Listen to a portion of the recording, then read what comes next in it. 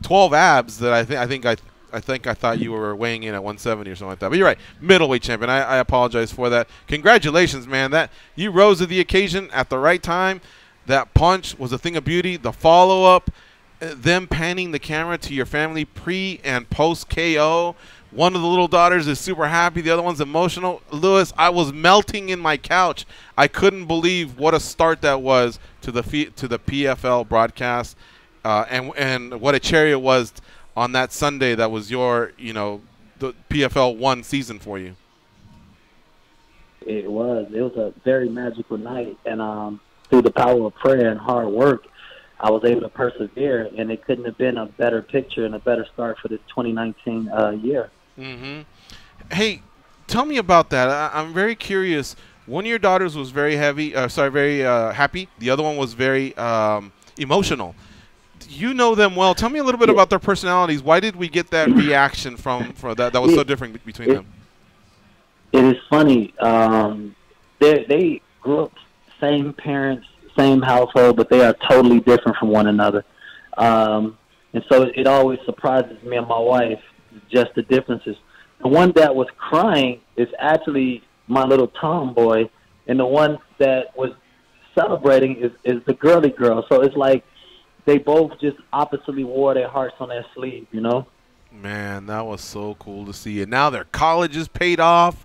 Their house is paid off. That was cool to hear, and I'll tell you why, because we can all relate. And I thought it was also a good plug for the PFL. We kept saying all season long that lives were going to be changed, and you were actually breaking it down for us on national television. Do. You know, like you said, you alluded to it for a second. You was like, pre-fight. I don't know why they did that. Right as I'm in the cage, they panned to my daughter. I was like, no!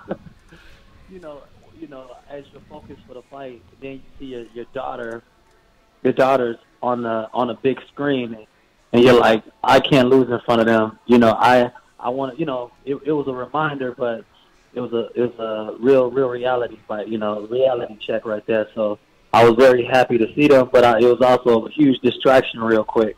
Yeah.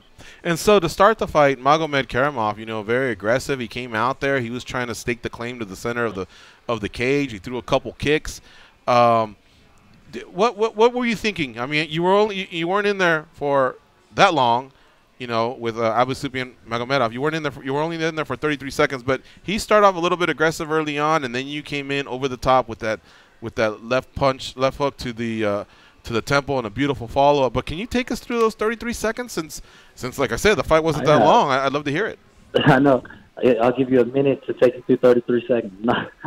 But like you said, he came out and went fast with the rear kick. It sounded off real good.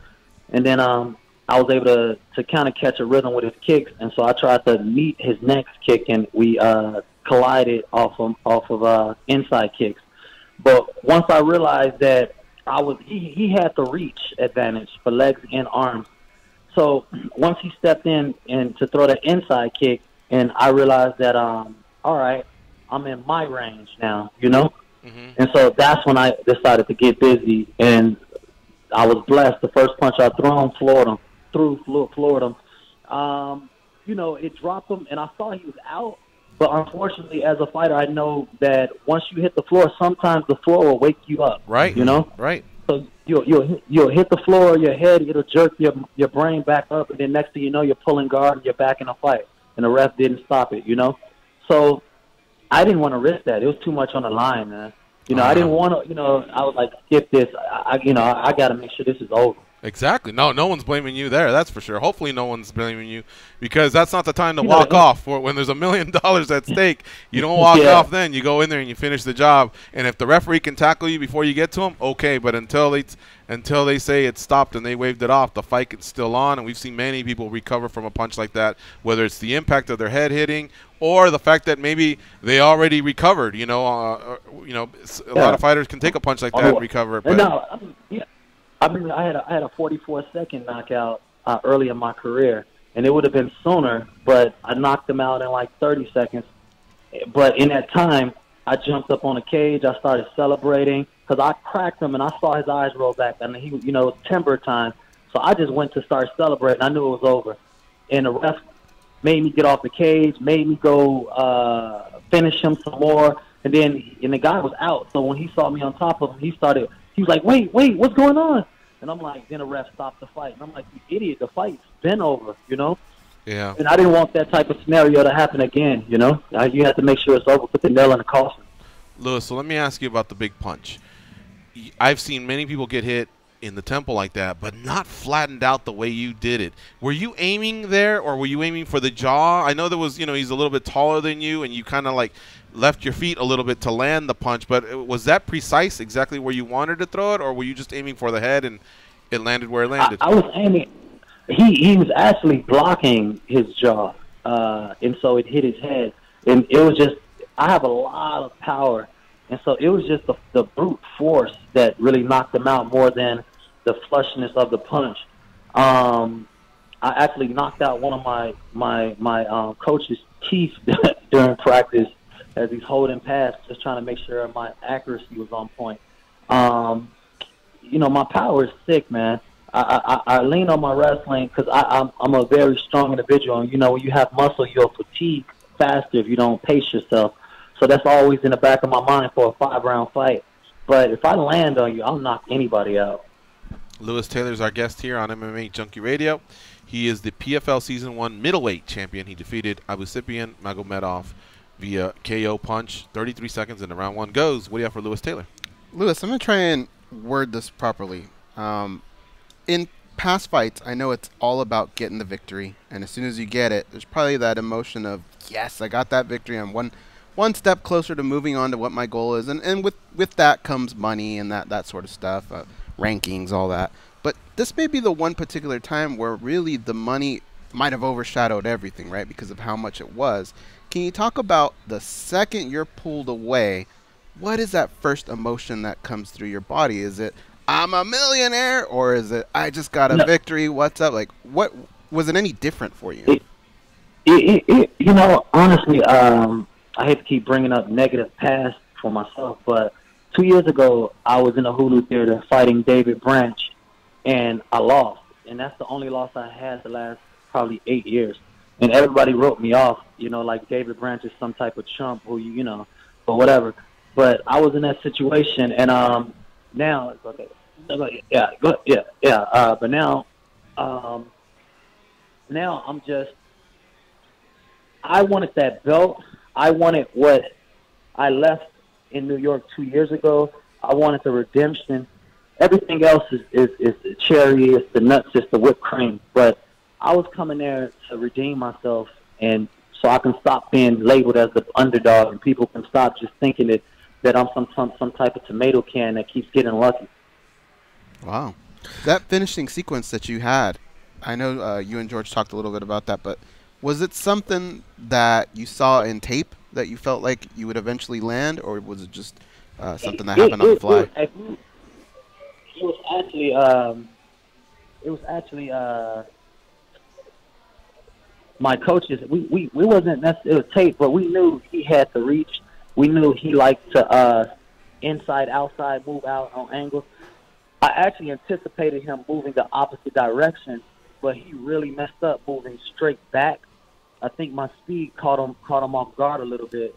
So by the time he started stepping, it was already too late, and he didn't fortify his block, and so he just ate. He felt my power flush very early, and it was night time. Sleeping pills, baby. All right, Dan, Tom, finish up. What do we have for Lewis Taylor? Man, Lewis, last week I talked to you. I said, who's the master? You said Show Enough, which is correct, but I got to argue now. Now, if anybody asks you, we got to say Lewis Taylor after your performance, sir. Would you not agree? I would agree, but I think we so old, they're not going to get the reference. Yeah, I know what you mean, man. But I get the reference that you said when you said of you being an underdog. Now, that sounds very cliche. All fighters have chips on their shoulders, Lewis, and we hear it a million times, but it resonates when someone like you says it. And that's probably why someone like myself was literally just teary-eyed, a man sitting at home crying by himself just because I was so happy for you, man. Because if you go back, for listeners not familiar with you, you came up short against Joe Riggs and Strikeforce, but, I would argue that, when you were brought into Bellator, if I look at these guys' records, again, people were, labeling you off, I would argue, as maybe the underdog, maybe the guy we can put someone over. You were scheduled to face Uriah Hall. You had to pull out, unfortunately, due to a back injury, right? I mean, all these things that you did show up in certain spots, and just some things look like were beyond out of your control. Am I giving you too much credit? Am I wrong? No, you're exactly right, and it's a long journey, and those are the things that people overlook. Again, I fought Joe Riggs in like my 4th or 5th fight. He was an experienced veteran, and I was winning that fight as well, and he clipped me, and I didn't know how to handle damage in a fight, and it was experience that helped him prevail in that fight. But I've been trying to become a better fighter, each step of the way. But, people don't want to give you any room as a learning curve or anything. Oh, he's gotten better. And even in Bellator, they consistently, both times I had 2 KOs in Bellator, first round KOs. But every time I was always brought in to be the guy who lost or to be the stepping stone for whomever they were trying to promote. And I wanted to be a part of that Bellator tournament they used to have. And after the fight, I'd be like, hey, so can I get in a tournament? Nope. And then they did it again. Nope. And I'm like, wow. You know what I'm saying? Like, I just knocked out the guy. Then on top of that, for Bellator, I knocked Joe Bettapo out in 2 minutes, and they turn around and give him King Mo, like 2 months later. I'm like, really? Wow. All right, Lewis. I know we got to keep it short. You got a family waiting for you, a breakfast waiting for you. What's for breakfast? We were trying to guess over here. I got red velvet pancakes, some eggs with some cheese on top, American, and some biscuits and gravy. Ooh, that's good, man, that sounds good. Oh, nice. You're killing us over here. All hey, right. But one last thing. You're in season 2, right? I didn't hear you retire. Yeah. Hopefully, I'm ready for it. I'm ready for the contract. I don't have nothing else to get ready for. So for me, all my energy is going to 2019, and as they say, there might be they're not like carrying it over in that way. Like you're only the 2018 champ. But for me, I'm treating this as I'm the champ, and I got to defend it, and I want to be right back at Madison Square Garden in 2019, winning another check. That's what's up. All right, man. Enjoy breakfast. Enjoy the title. Happy New Year. Thanks for letting us be part of the ride, and we'll talk to you soon, all right? Thank you. Have a good day. See you, Bye-bye. Lewis Taylor. Take care.